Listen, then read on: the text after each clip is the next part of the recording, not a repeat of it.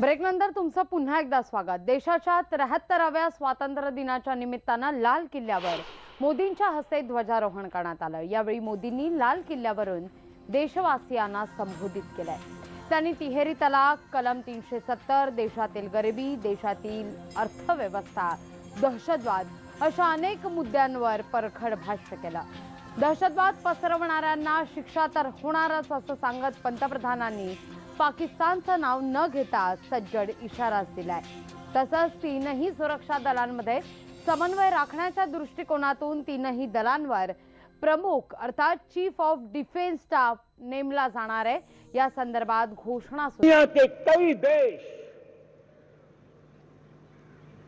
Islamic देश, उन्होंने भी इस कुप्रथा को हमसे बहुत पहले खत्म कर दिया, लेकिन किसी न किसी कारण से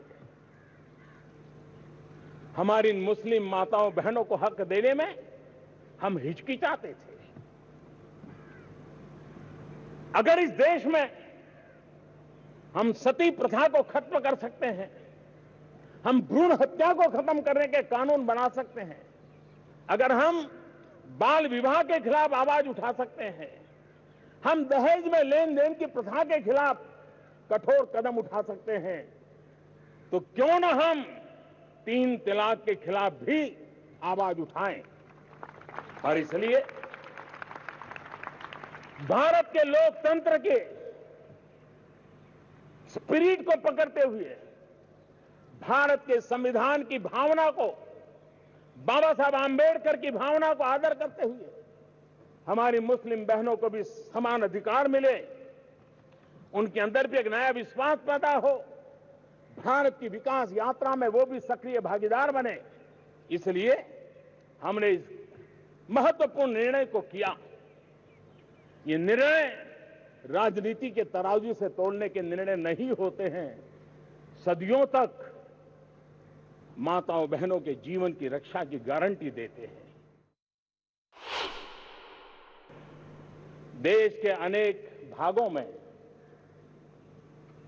अति वर्षा के कारण, बाढ़ के कारण लोग कठिनाइयों से जूझ रहे हैं। कईयों ने अपने स्वजन खोए हैं।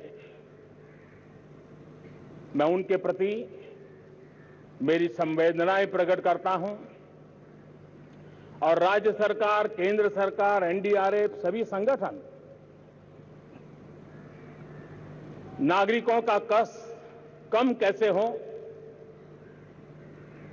सामान्य परिस्थिति जल्दी कैसे लौटे, उसके लिए दिन रात प्रयास कर रहे हैं। आज मैं लाल किले से एक महत्वपूर्ण निर्णय की घोषणा करना चाहता हूं। इस विषय के जो जानकार हैं वो बहुत लंबे अरसे से इसकी मांग करते रहे हैं।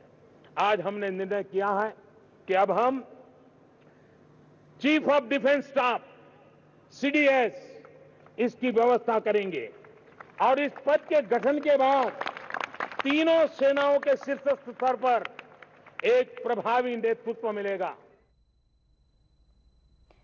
मुख्यमंत्री देवेंद्र फडणवीस यांनी मंत्रालयात ध्वजारोहण केले आणि यावेळी त्यांनी राज्य सरकार कशा पद्धतीने जनतेच्या विकासासाठी प्रयत्नशील आहे या संदर्भात वक्तव्य केलं। वांद्रे पश्चिमेकडच्या योगा पार्क इथं सुद्धा आशिष शेलार यांच्या हस्ते ध्वजारोहण करण्यात आलं।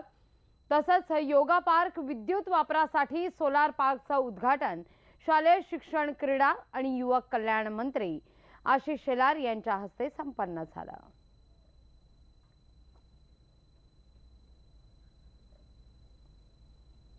यानंतर बातमी अर्थातच नागपूरची आहे। स्वातंत्र्य दिनाचा औचित्य साधत महलातील राष्ट्रीय स्वयंसेवक संघाच्या मुख्यालयात ध्वजारोहण सोहळा संपन्न झाला।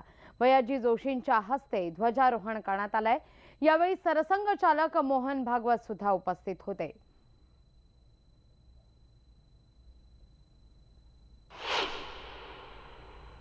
आज आपला स्वातंत्र्य दिवस आहे।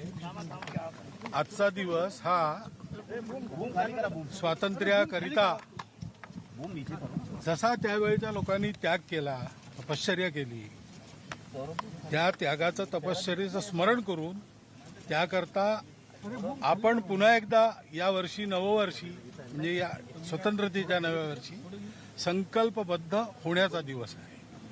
त्या वृत्तीने त्या भावाने आपण झेंडावंदन करतो. असा आजचा दिवस संपन्न झाला आमच्या इथे.